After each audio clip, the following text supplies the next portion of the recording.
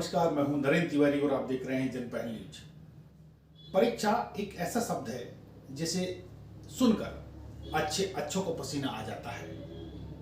परीक्षा की तैयारी बहुत महत्वपूर्ण है, इसीलिए हमारे देश के प्रधानमंत्री भी परीक्षा पर चर्चा बच्चों के साथ करते हैं, उनके अभिभावकों के साथ करते हैं। और आने वाले समय में बोर्ड की परीक्षा शुरू होने जा रही है, जिसमें प्रदेश की 10वीं और 12वीं के बोर्ड के परीक्षार्थी अपनी परीक्षा देंगे। तो परीक्षा में आपको करना क्या है, इसको लेके कर्रा जनपद पंचायत के सीईओ ब्रह्मेंद्र गुप्ता ने बच्चों और पालकों के लिए एक मोटिवेशनल वीडियो जारी किया है। आइए देखते हैं वह वीडियो, ताकि आप भी परीक्षा में उसी के अनुसार तैयारी करें और अपने इरादों को मजबूत करते हुए परीक्षा में शामिल हों। साथियों नमस्कार, मैं आपका दोस्त ब्रह्मेंद्र गुप्ता, मोटिवेशनल स्पीकर। आज मैं जिस टॉपिक पर आपके साथ चर्चा करने जा रहा हूं वह बहुत ही महत्वपूर्ण है और इस टॉपिक का संबंध न केवल छात्रों से है बल्कि उनके माता पिता और भाई बहनों से भी है और शिक्षकों से भी है। तो जैसा कि आपको पता है कि 1-2 दिन के बाद बोर्ड की परीक्षाएं शुरू हो रही हैं और ऐसी स्थिति में प्रत्येक परिवार तनाव में रहता है और बच्चे भी तनाव में रहते हैं। तो मैं अपनी तरफ से कुछ योगदान कर सकूं, इसके लिए मैं यह वीडियो बना रहा हूं और मैं चाहता हूं कि आप इस वीडियो को अंत तक देखें। हो सकता है कोई उपयोगी चीज आपको मिल जाए। साथियों, मैं अपनी बात शुरू करूंगा यह कहते हुए कि पढ़ाई ही एक ऐसा अस्त्र है जिसके माध्यम से आप अपने जीवन में आमूल चूल परिवर्तन कर सकते हैं। लेकिन यह इकलौता रास्ता नहीं है। परिवर्तन के लिए बहुत सारे रास्ते हैं, जिनमें से एक सर्वसुलभ रास्ता शिक्षा प्राप्ति का है, जिसमें आप अपने जिंदगी में बहुत बड़ा परिवर्तन कर सकते हैं। मैं यहां यह बताना चाह रहा हूं कि जरूरी नहीं है कि आप पढ़ाई में पिछड़ जाएं तो आप महान नहीं बन सकते। सैकड़ों उदाहरण गूगल को सर्च करेंगे तो मिल जाएंगे। और भारत में जब बात करते हैं तो लता मंगेशकर, AR रहमान, सचिन तेंदुलकर ऐसे व्यक्तित्व हैं जो पढ़ाई में बहुत अच्छे नहीं थे, लेकिन जो आज महानता की श्रेणी में आते हैं। तो यदि आप परीक्षाओं में असफल हो जाएं तो निराश होने की आवश्यकता नहीं है। मैं अपनी बात शुरू करूंगा। इस वीडियो के 3 हिस्से हैं। पहला हिस्सा है परीक्षा से पहले की तैयारी, दूसरा है परीक्षा के कक्ष में आपको क्या करना है और तीसरा है परीक्षा हो जाए उसके बाद क्या करना है। तो परीक्षा से पहले की तैयारी में मैं कहना चाहूंगा कि सबसे पहली चीज है आप अपना आत्मविश्वास बनाए रखें। जो आपने पढ़ा है आप अपने ऊपर भरोसा रखें कि आपको वो चीज याद रहेगी। हल्का और सुपाच्य खाना खाएं, नियमित रूप से अपनी दिनचर्या रखें और सोने जागने का समय है अपना निश्चित कर लें। अक्सर देखा जाता है कि जो विद्यार्थी साल भर नहीं पढ़ते हैं वे परीक्षा की रात भर जाग करके तैयारी करने की कोशिश करते हैं और सुबह जब एग्जाम देने की स्थिति में जाते हैं तो एकदम से चिंतित रहते हैं, परेशान रहते हैं, क्योंकि उन्हें कुछ भी याद नहीं आता है। तो ये गलती आपको नहीं करना है। आपको नियमित समय पर जागना है, नियमित समय पर सोना है और खान पान अच्छा रखना है। आपकी याददाश्त अच्छी रहे इसके लिए बुजुर्गों ने कहा है और मैं भी इस बात पर यकीन करता हूं कि आप अखरोट और बादाम का सेवन करें, टहलने की आदत रखें और आत्मविश्वास आपका बना रहे इसके लिए कोई ना कोई आपका जो आराध्य है, किसी मंदिर में जाएं, किसी धार्मिक स्थल में जाएं, पूजा करें।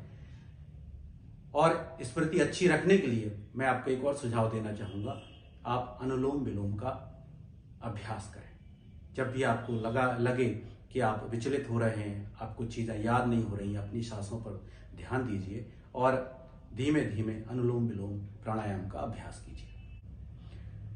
साथियों, मैं जो बताना चाह रहा हूं ये है कि यह एग्जाम एक कक्षा का है, ये कोई जिंदगी का एग्जाम नहीं है। इसमें पास फेल होने से कोई बहुत बड़ा फर्क पड़ने वाला नहीं है और ये कोई कुंभ का मेला भी नहीं है कि जो अगली साल नहीं आएगा, 12 साल बाद ही आएगा। तो आप अपनी तैयारी करें, अपने पूरे मनोयोग से अपना काम करें और उसके बाद जैसा कि गीता में कहा गया है, कर्म किए जा फल की इच्छा मत कर तू इंसान, जैसा कर्म करेगा वैसा फल देगा भगवान। तो आप फल की इच्छा मत करो, आप तो अपना काम करते चलो। अब हम आते हैं एग्जामिनेशन की तैयारी के ऊपर।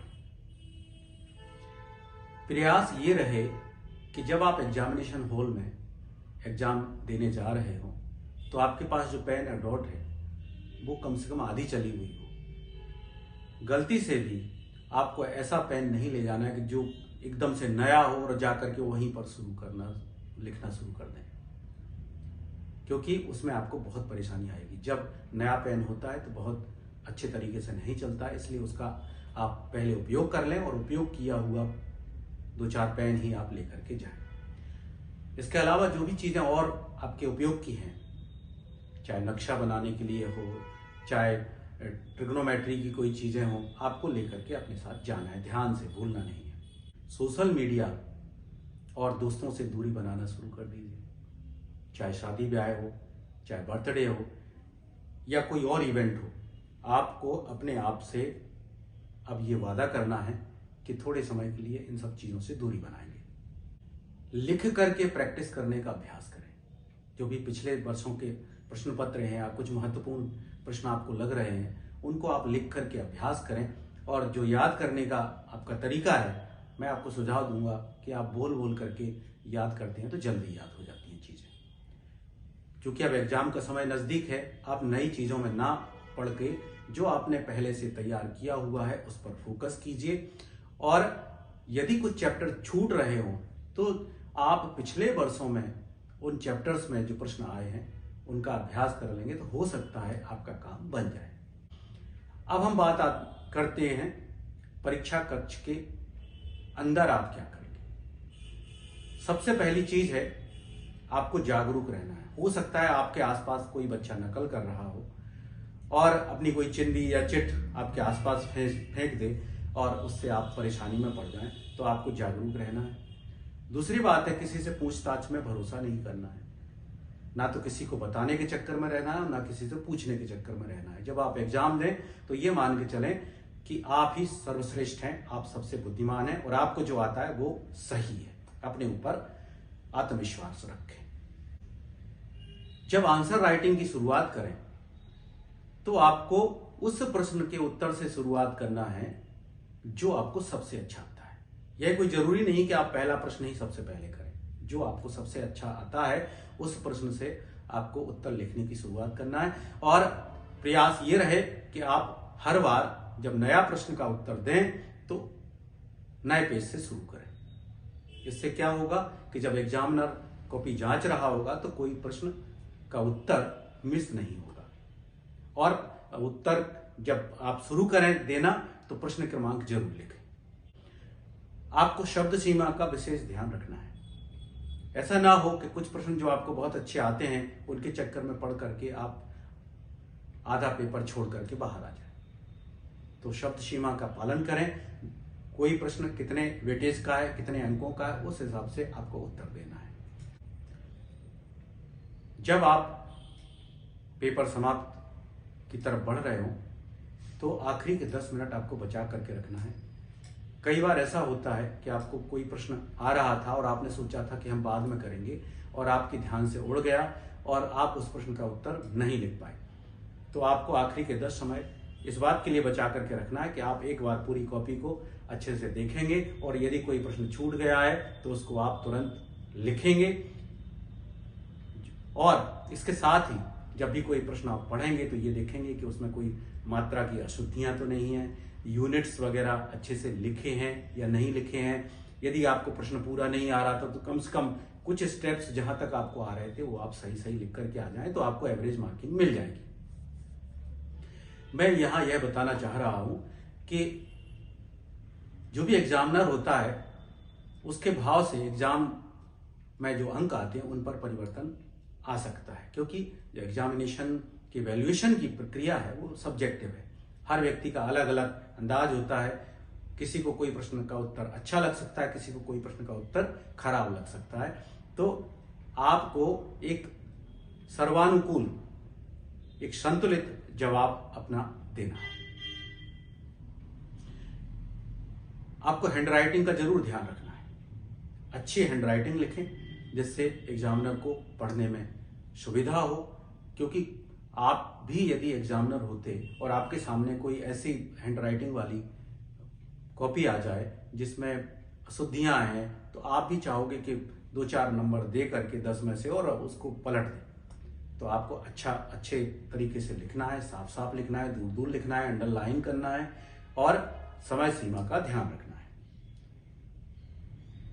जब आप एक प्रश्न पत्र दे करके घर पहुंचे तो मेरा सुझाव है कि सबसे पहले अपनी टेबल से उन कॉपी किताबों को हटा दें जो पिछले प्रश्न पत्र से संबंधित थी। इसके बाद बढ़िया से भोजन करें और शांति से सो जाएं।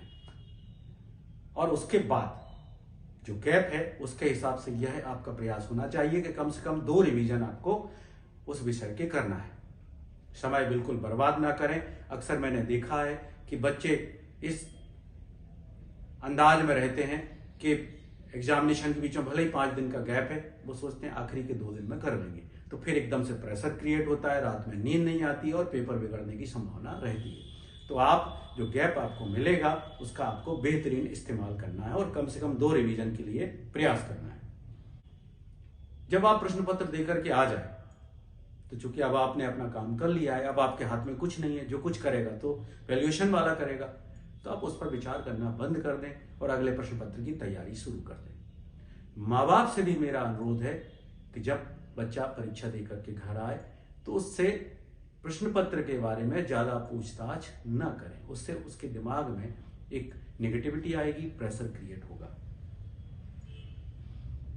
एक बात और आपको आगाह करना चाहूंगा कि जब एग्जामिनेशन चल रहा होता है तो अफवाहें होती हैं, फला पेपर आउट हो गया है, उसके पास पेपर है, पेपर इसने बनाया है। इस तरह की अफवाहों से आप बिल्कुल सावधान रहें, दूर रहें और किसी भी चक्कर में ना आए। केवल अपने ऊपर भरोसा रखें। शासन के जो निर्देश हैं उसके हिसाब से इस बार परिंदा भी पर नहीं मार सकता और आप यदि किसी झमेले में पड़ेंगे तो उससे आपकी जिंदगी खराब होगी, आपका परिवार का नाम बदनाम होगा और आप कहीं के नहीं रहेंगे। इसलिए पेपर के चक्कर में बिल्कुल नहीं पड़ना है।